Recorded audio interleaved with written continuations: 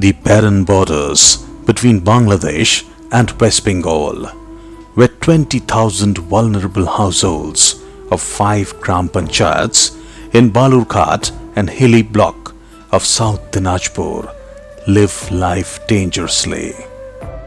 The women and children between the age group of 4 years to 25 live constantly under the threat of trafficking, abuse and violence.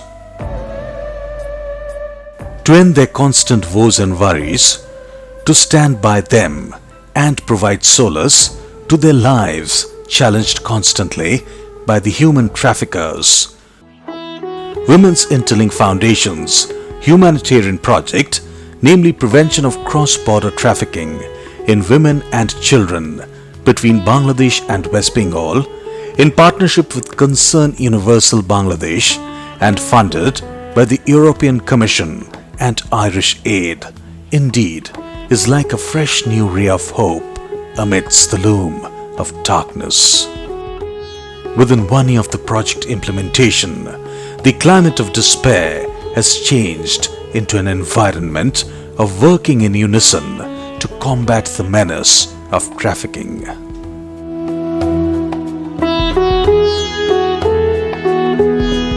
We are trying to create a pilot which is widely replicable, and we are in the right direction. We have got a huge amount of information also of how things function. Like from the police, we know that most of the girls are recorded missing girls as missing girls, really. That is how they are recorded, and or abducted, and not many come back. So say an average of if there are 130 to 40 missing girls, out of them only about 36 return.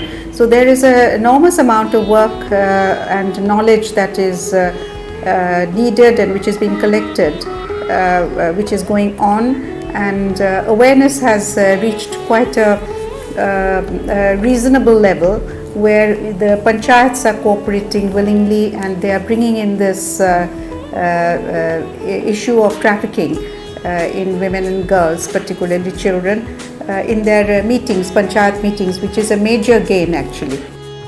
The entire program began with the baseline survey covering 1,500 families, compiling insights, perceptions and inputs about the roots of trafficking and exploring more into the causes and the consequences.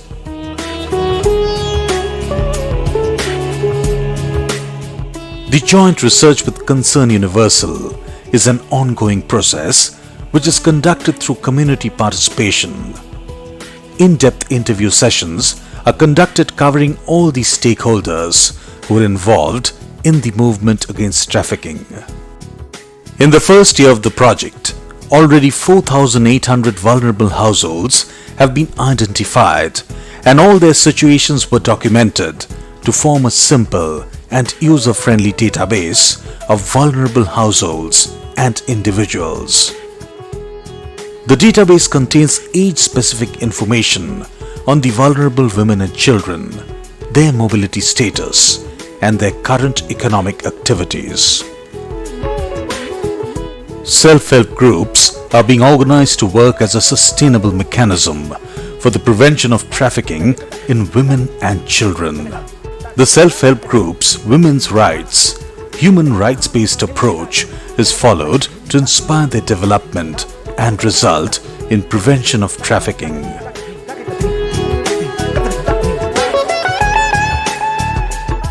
Issues like HIV/AIDS and its connection with trafficking, rights of women and children, and the holistic approach to development like health and nutrition and livelihood are also discussed for awareness generation. Regular networking with the stakeholders like the panchayat members, law enforcement agencies, government officials, local NGOs are made to facilitate the anti-trafficking procedures.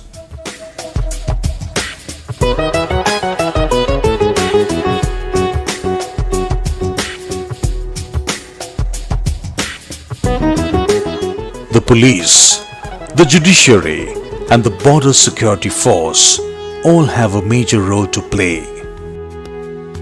A very good rapport and constant liaison with them by the project implementing agencies is helping the movement. Regular missing cases are being investigated. Rescued children are being recorded and attended. 68 youth groups, each with 10 to 12 members, have been formed in the first year. Weekly meetings with peers take place and they keep vigilance on vulnerable households. Protests against trafficking and rescue operations are on.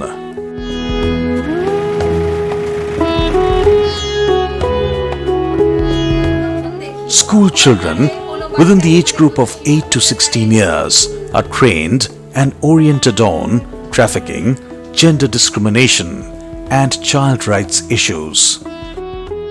In the first year, many groups have been formed in the schools, each consisting of 10 children. 26 Kishori groups to act as child protection groups have been formed in the community, each with 8 to 10 members.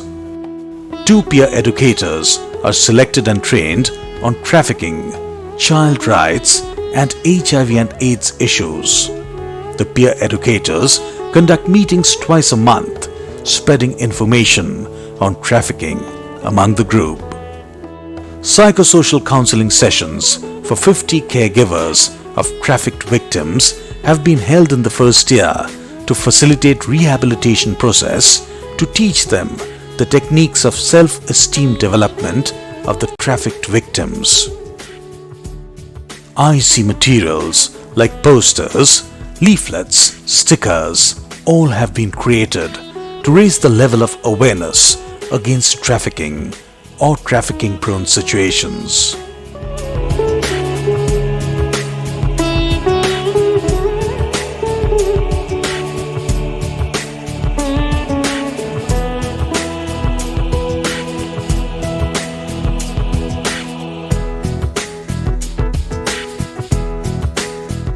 The family and the community also have been ideally involved in the programs like courtyard meetings, where master trainers take 5 meetings a month in every Gram Panchayat with women. Tea stall meetings, where master trainers take 10 meetings in a month in each Gram Panchayat with men. And street dramas to spread social messages related to trafficking. Through all these programs, the community is gradually coming together with united support from all the stakeholders. The mission is to work jointly towards a new, hopeful, safe and secure environment.